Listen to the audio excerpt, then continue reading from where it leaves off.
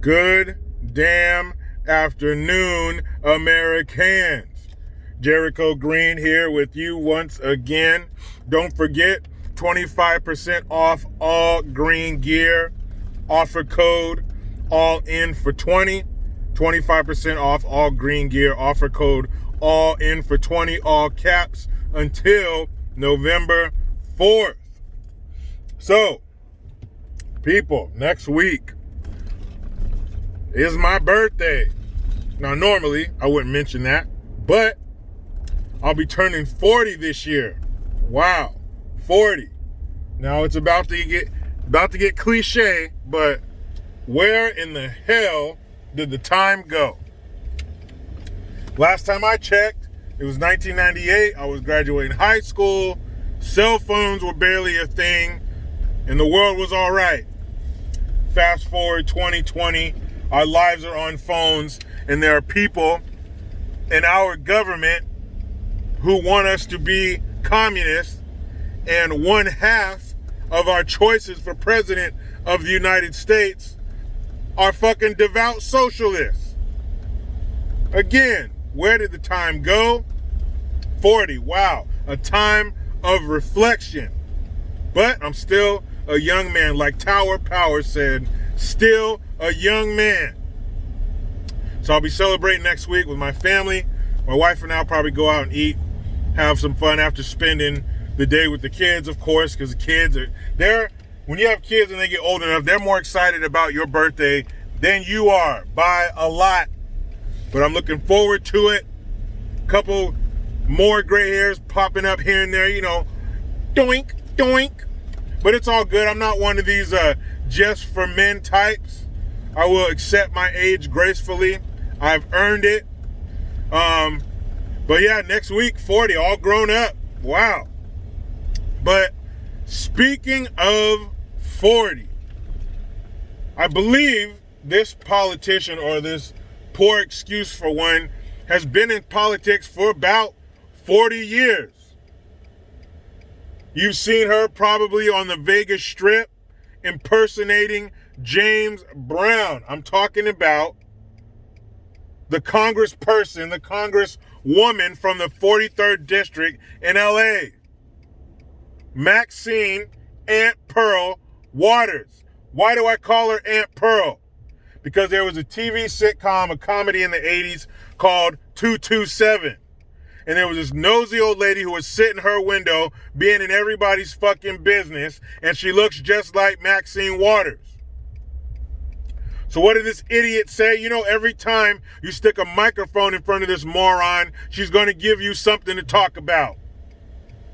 So remember when she was talking to that group of people saying, if you see these people, if you see these Republican politicians, you surround them. If you see them at a gasoline station, that's how out of touch this elitist piece of garbage is. Who the fuck calls it a gasoline station? Where are you going, man? I'm going to the gasoline station. And then a couple months ago, she sees the LA County Sheriff's with some black dude pulled over. She pulls over in her vehicle, and she's like, oh, I'm the people who are filming it. Oh, hey, Maxine. Oh, hey, I seen they had a brother pulled over. I just wanted to make sure they were doing their job. Now, I only wish she would have been treated like the normal everyday citizen, because if you were to go over there poking your nose into that police investigation, they would at least have some words for you. And that's what she deserved. They should have told her, hey, lady, mind your business. We're conducting a police investigation. Get the fuck out of here. I don't care who you are. But that's in a perfect world. But this dummy was on some radio station on XM. I'll put a link to an article in the description box. And she was expressing her displeasure with black male Trump voters. She was saying that she will never forgive us, and that we've done one of the most despicable things to our community and our mothers and grandmothers. I think you forgot fathers and grandfathers, didn't you? Oh, even this dummy knows that there's a breakdown, there's an erosion in the black family, in the black community. Even her dumbass knows that. Even she didn't say father or grandfather. Why should she? She's assisting in it. She's helping in the destruction. She's helping in the gentrification of black neighborhoods by letting illegals come up here and take over Los Angeles, her district. And you talk about not forgiving people. Well, how do you think the family of Reginald Denny feels about you? You think they've forgiven you, being that you were the congresswoman over the district where the LA riots happened? And if you don't know who Reginald Denny is, in 1992, after the Rodney King beating, there were riots in LA. And there's famous footage from a news helicopter of a white truck driver being pulled out of his truck because he made the mistake of stopping in a pack of these fucking savages. They pulled him out of his truck, and a dude named Damian Williams took a cinder block and smashed it over his head. Don't worry, Reginald Denny lived, but he was given the gift of brain damage and loss of motor skills. You know, trouble walking. But I guess that's what he gets for being a white male, even though he was literally just trying to do his job, trying to drive some trucks, probably delivering some shit in your fucking neighborhood. But because he was white, and only because he was white, he was pulled out of his truck and maimed for life.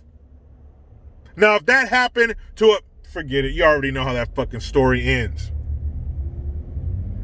But you want to talk about forgiveness? Let's talk to the black families that have been pushed out of your district. Have they forgiven you?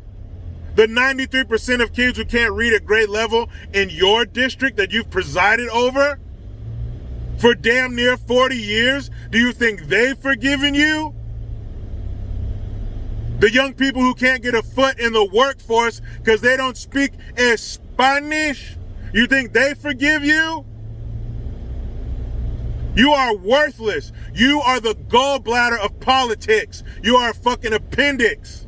We can do without you. You serve no real purpose.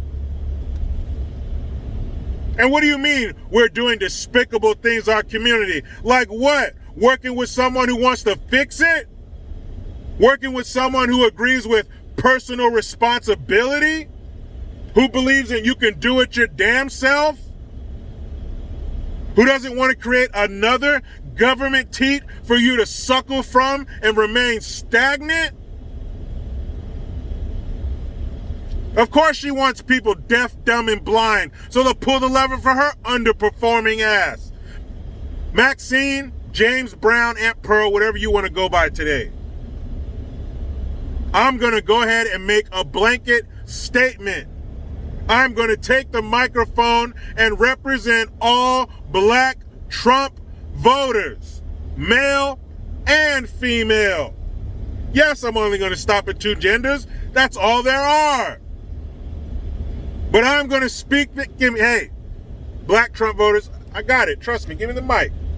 I say this from all of us, Maxine, from the depths of our souls, from the bottom of our feet to the crowns of our heads, from the bottom and the top of our hearts.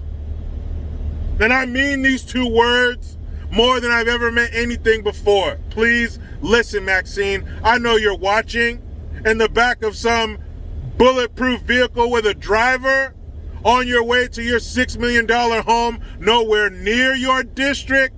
Listen to me, Maxine. This is from every single one of us. Fuck you. You rotten, worthless, empty suit, corrupt piece of shit. You can kiss our collective conservative black asses. We do not need people like you supporting anything we do. We don't need support from any of you. We will support ourselves, and we will support our president. Who in the entire fuck do you think you are that we would care about your forgiveness? Eat a dick. Fuck you, lady. You can't even keep one district together. How are you going to worry about the forgiveness of millions? Kiss my and our ass. You can't forgive. Like we give a shit. Fuck your forgiveness. Forgive yourself for failing your district for damn near 40 years. And the people who keep pulling the lever for her, you're the one that needs the forgiveness for repeatedly unleashing this political demon on your city. You did this. You got this fucking James Brown stunt double running your district year after year, failing you year after year. If she was a restaurant, you wouldn't keep eating there if you got diarrhea every time. Would you? Maybe you would, because you people seem to be that stupid. Maxine Waters, I will never forgive, or I will never give a shit. Forgiveness. The fuck do you think you are? You're garbage. You fail your people every day. You are a racist. Do you know she went and visited Damian Williams' mother, the guy who smashed Reginald Denny's skull because he was white? She went and visited his mother and offered her support. I am so sorry that your racist monster was locked up. Don't worry, you guys. Don't you fucking worry. Didn't you just hear what I said? I said that she visited his mother, not his mother and father. This piece of shit came from a single parent home. What does that mean? He was a child of the streets. He was a gangbanger. What does that mean when you give him a second chance? He's gonna fucking blow it. He ended up killing somebody in 2000, and now he's still in prison. Because he only served a few years and got out for the attempted murder of Reginald Denny. His cohorts got their charges dropped, so they took it easier on him. Now, had he been in prison, would he have committed that murder? I don't know. Let's see if the family of his victim forgives you, Maxine. District 43, 43rd District. I don't know what the hell you guys need to see. I don't know how many times you need to get fucked. But next time that clown is up for re-election, you better think back to that. Think back to her support of a racist and her support of gentrification. She allows illegals to come up here because black folks are hurt first and worst by illegal immigration.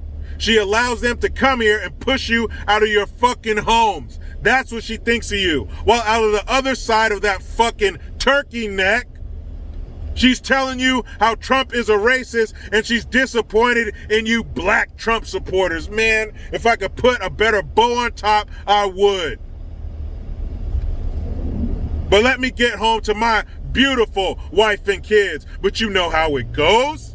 I try to be done with the left, but they just won't let me. Please subscribe. Hit that notification bell, because every time it rings, a piece of shit liberal cries.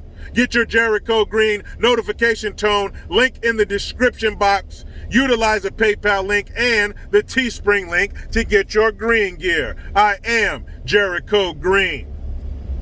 Man, I'm out.